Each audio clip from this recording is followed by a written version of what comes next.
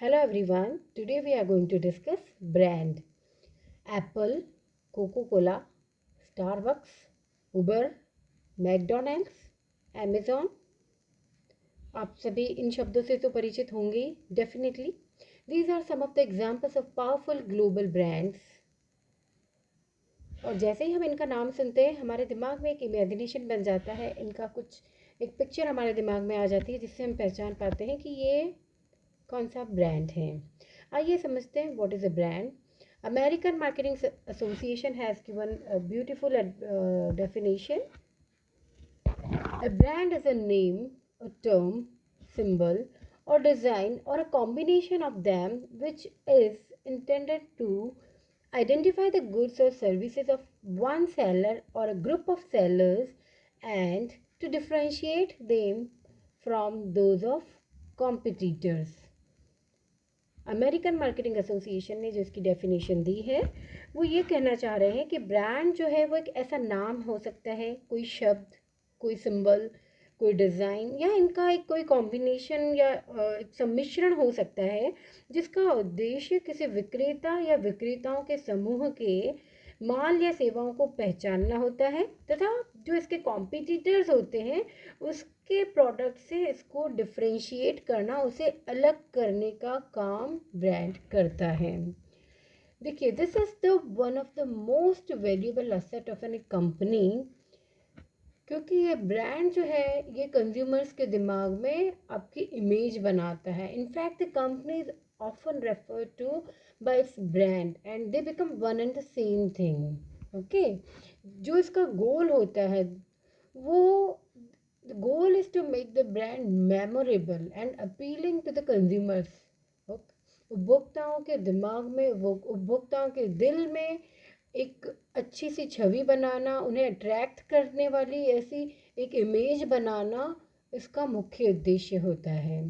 ठीक है, तो ब्रांड जो है वो कोई भी एक सिंबल हो सकता है, कोई पहचान चिन्ह जिसे हम कहते हैं, कोई नाम, कोई प्रतीक, कुछ भी हो सकता है जो उस प्रोडक्ट की पहचान करवाता है तथा उसको वो अन्य जो प्रोडक्ट्स होते हैं उनसे डिफरेंट बनाता है. Say for example Pond's, Colgate, Raymond, Titan, और इन सब का नाम हम नॉर्मली सुनते ही रहते हैं.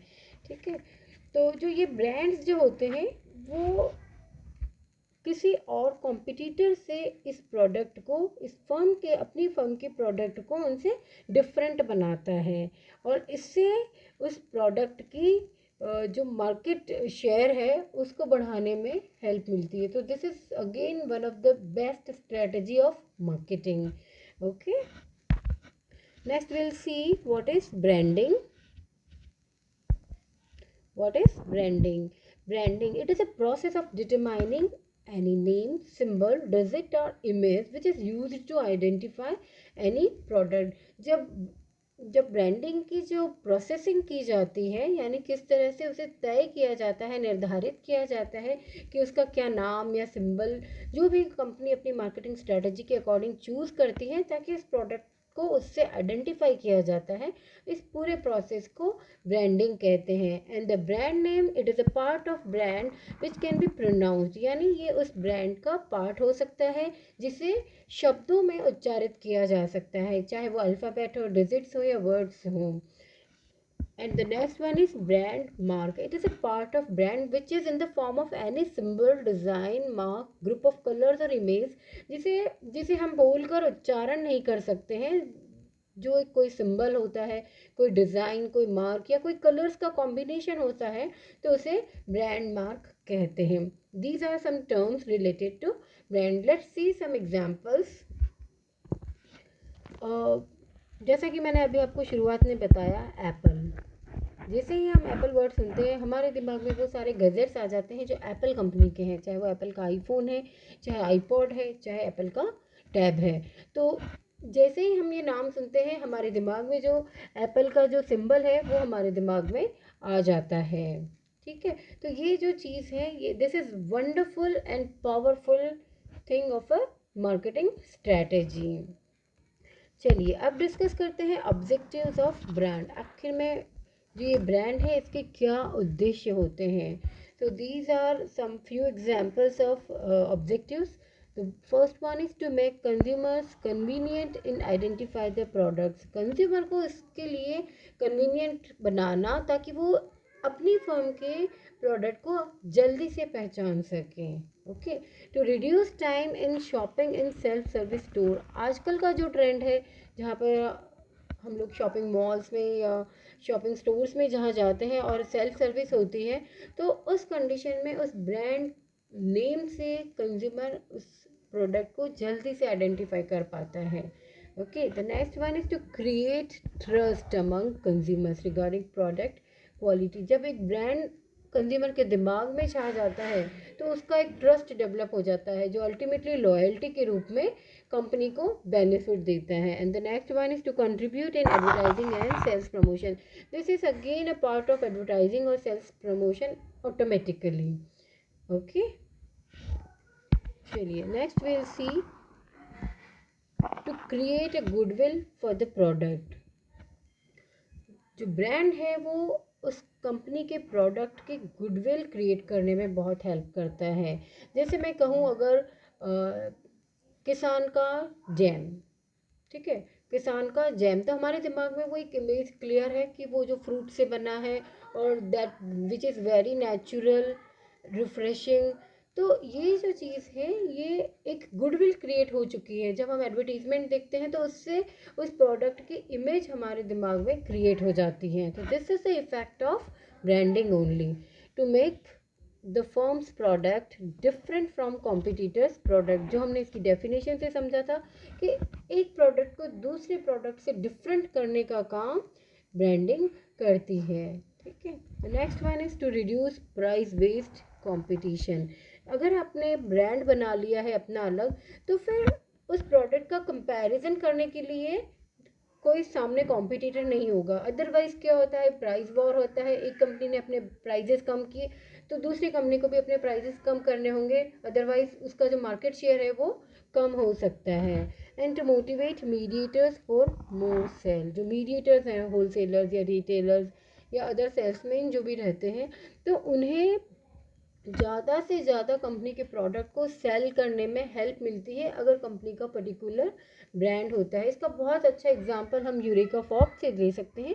यूरेका फॉर्ब्स ने अपनी इमेज, अपनी जो ब्रांड है उसको इतना अच्छा मार्केट में इस्टेब्लिश किया है कि उसका जो एक बंदा हमारे घर पे डोर पे आता है और वो हमें जब उस प्रोडक्ट के बारे में बताता है तो एक उसकी जो इमेज है, चाहे वो वैक्यूम क्लीनर से रिलेटेड हो या उसके अदर प्रोडक्ट से रिलेटेड हो, वो एक बहुत अच्छी छवि कंज्यूमर्स के दिमाग में बैठी हुई है. तो these are some few objectives of branding. Now will discuss types of brand.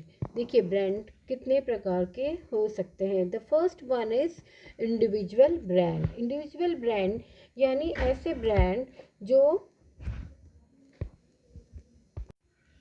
ये ब्रांड किसी उत्पाद विशेष के लिए ही फिक्स्ड होते हैं, यानी जो इंडिविजुअल ब्रांड होते हैं. एग्जांपल लीजिए हिंदुस्तान यूनिलीवर, उसका सर्फ डिटर्जेंट पाउडर, तो वो सर्फ जो है वो अपने आप में एक उसका इंडिविजुअल ब्रांड है. ठीक है. The next one is family brand. Family brand यानी कि उस ब्रांड के अंडर में उससे रिलेटेड बहुत सारे प्रोडक्ट्स अवेलेबल होते हैं. जैसे हम बात करें हिंदुस्तान यूनिलीवर की, HUL, जिसका पहले नाम था हिंदुस्तान लीवर लिमिटेड. ठीक है, अभी इसका नाम HUL, हिंदुस्तान यूनिलीवर लिमिटेड. इसकी एक ब्रांड है किसान. ठीक है, किसान जो ब्रांड है ये फैमिली ब्रांड है. इसके अंडर में जैम्स, केचप्स और स्क्वैश, तो इन सब की एक पूरी ब्रांड, जो न्यू फॉर्मेट ऑफ फूड्स हैं उनको पूरा एक फैमिली ब्रांड दिया हुआ है किसान. तो this is called family brand. The next one is companies brand. Companies brand यानी जो उस कंपनी का, उस निर्माता का, उस मैन्युफैक्चरर का जितने भी प्रोडक्ट्स होते हैं उन सब के लिए जब वो कंपनी एक ही ब्रांड को यूज़ करती हैं तो that is called company brand और मैन्युफैक्चरर्स ब्रांड. इसका बहुत अच्छा एग्जांपल है टाटा. टाटा कंपनी जो है वो बहुत सारे अलग अलग सेक्टर्स में अपने उसके बिजनेसेस हैं, जिसमें चाहे टाटा स्टील ले लीजिए, टाटा फूड के आइटम ले लीजिए, Tata salt, Tata T, Tata Motors. तो एक ही कंपनी का ब्रांड एक ही है, और उसने फिर अलग अलग जो सेक्टर्स हैं उनके सभी प्रोडक्ट्स के लिए उसने टाटा ब्रांड को ही यूज़ किया है।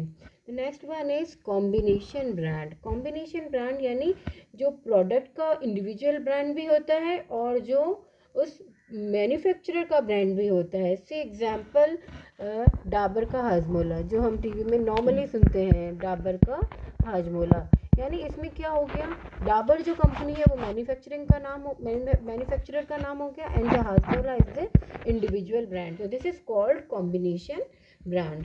The next one is middlemen's brand, यानी जो मध्यस्थ होते हैं, मीडिएटर्स जो होते हैं, कई बार वो भी अपना ब्रांड रखते हैं। यानी ये जो बड़ी बड़ी कंपनियां हैं, चाहे बजाज इलेक्ट्रिकल्स है, बाटा है, ये कई बार क्या करती हैं, छोटे उत्पादकों से कुछ प्रोडक्ट बनवाती हैं और उन पर अपना ब्रांड लगाती है। तो ये मीडिएटर्स के ब्रांड होते हैं। इवन जैसे जो चाय कंपनियां जो है, जिनके खुद के स्वयं के कोई चाय के बागान नहीं होते हैं, वो मार्केट से चाय खरीदती हैं, उनकी पैकिंग करती हैं और उन पर अपना ब्रांड लगा लेती हैं। तो this is called middle man's brand. The next one is national brand, यानी ऐसे ब्रांड जिनका राष्ट्रीय स्तर पर अच्छी पहचान होती है, जैसे Limca, lux, Colgate etcetera. And the last one is regional brand, यानी प्रादेशिक ब्रांड, जिनकी प्रेजेंस किसी पर्टिकुलर प्रदेश तक, उस रीजन तक ही होती है, वो कहलाते हैं रीजनल ब्रांड।